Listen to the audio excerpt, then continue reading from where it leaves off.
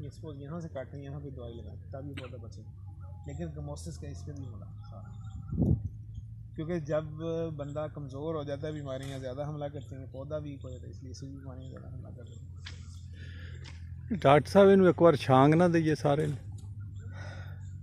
छांग लो, लेकिन सारी ना कट्टो, जिथे खुश्क हो तो कर साइड तो बीमारी है, इदा नहीं कोई दवाई है सर। दवाई थोड़ा दसांगे, लेकिन मैं थोड़ा एक गल के ये पैथोजन कंट्रोल करना मुश्किल है।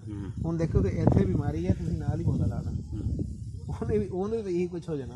उन्होंने भाई नाल नहीं ना लाते तो ट्रैक्टर नहीं चलता, वो अगे पिछे कर सर। अगर इस तरह हो सर, इस पौधे को हटा के दसे 4x4 का गड़ा खोदो, और गड़ा खोदन तो बाद उन्होंने फिर डॉक्टर साहब फल हाँ जी छड्डण नूं दिल नहीं करता सर।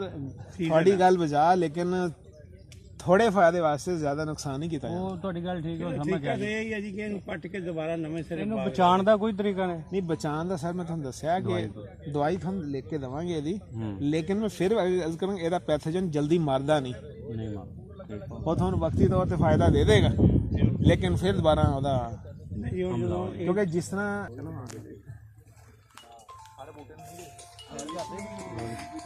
ਮੈਂ ਚਲਾਂਗਾ ठीक है जी ਉੱਥੇ ਬੂਟੇ ਲਾਉਣ ਦਾ ठीक है ਨਾਲ ठीक ਪਾਣੀ है ਲਾਉਣ ਦਾ ठीक है बस लिखा लोगे। हाँ जी सलामकुम जी आसफ भाई, शुक्र अल्लाह ताला दा ठीक है अल्हम्दुलिल्लाह।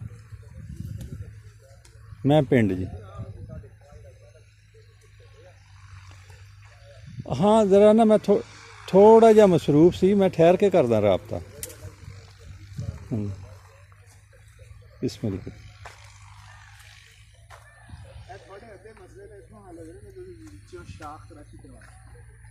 अद्धा मसला थोड़ा इतने खत्म हो जाए। ਸਾਡੇ ਕੋਲ ਇਹਨਾਂ ਨੇ ਕਰਵਾਇਆ ਨਾ ਠੇਕੇਦਾਰ ਇਹਨਾਂ ਨੇ ਕਿਹਾ